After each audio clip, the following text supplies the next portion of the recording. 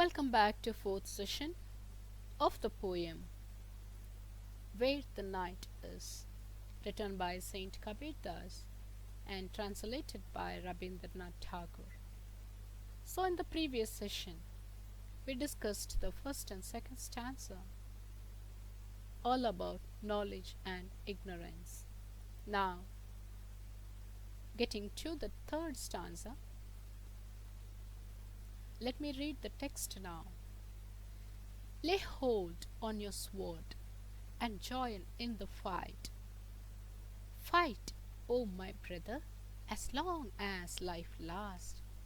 Strike off your enemy's head and there make an end of him quickly. Then come and bow your head at your king's dagger. He who is brave never forsakes the battle. He who flies from it is no true fighter. So here, the word sword is a metaphor for knowledge. So Kabir says that one should fight for knowledge and endure the truth through self-realization. He uses these metaphors intactly for humans to understand the endurance of truth and self-realization. He says, life is a constant battle to seek the truth. So let me take to the next line. The next line follows with a kind of salvation that he transmits the truth of knowledge and perceptions, that humans must face the consequence of knowledge and strike off the ignorance and stand firm in the light of wisdom.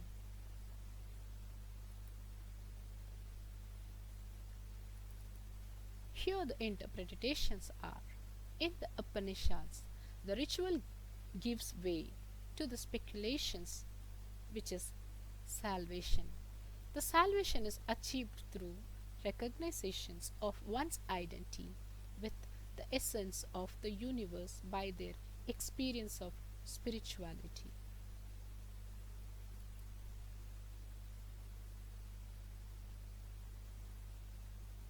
So if we need a salvation, then certainly we need to endure spirituality.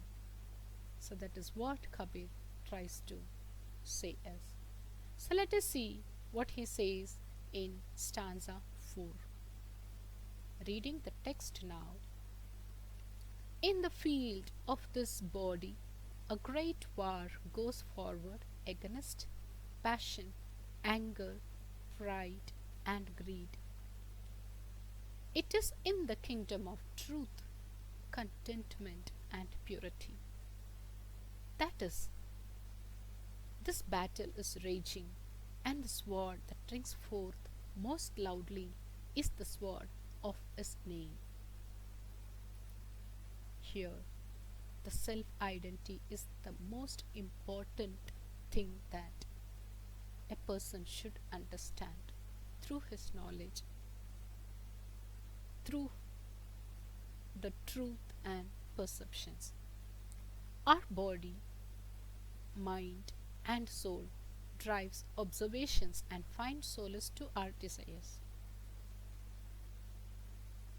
But a knowledgeable person,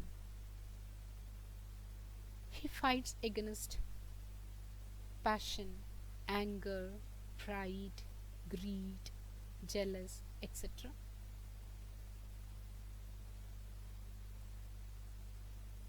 A person who fights constantly becomes the winner and they attain moksha through spirituality. This moksha leads to vimoksha and finally he attains the mukti. Moksha, vimoksha and mukti means emancipation, enlightenment and liberation. A self realization is emancipation. A spiritual contentment is enlightenment. And salvation is liberation. In epistemological and psychological sense, moksha is freedom from ignorance to attain mukti, which is self realization. So let us get to stanza 5, reading the text. Kabir says, when a brave knight takes the field, a host of cowards is put to fight. It is a hard fight and weary one, the fight of the truth seeker, for the vow of the truth seeker is more hard than that of the warrior or of the widowed wife who would follow her husband. Coming to the explanation, the war of truth and self realization are the true seekers of knowledge. Kabir equates this realization to a widowed wife who follows her husband not blindly but truthfully.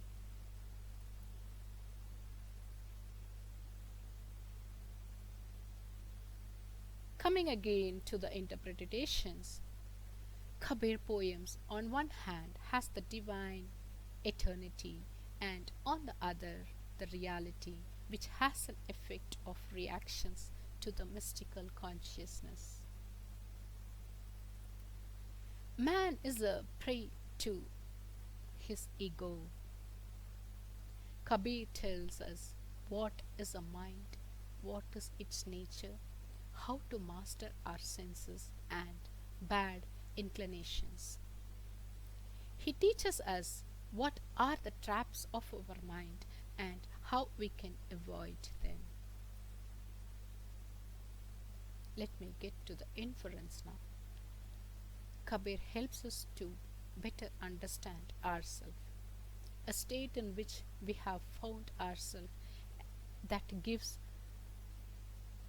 a pure realization and how we should act to our lives as awakened being. So we have one more stanza which would be continued in the next session. Thank you.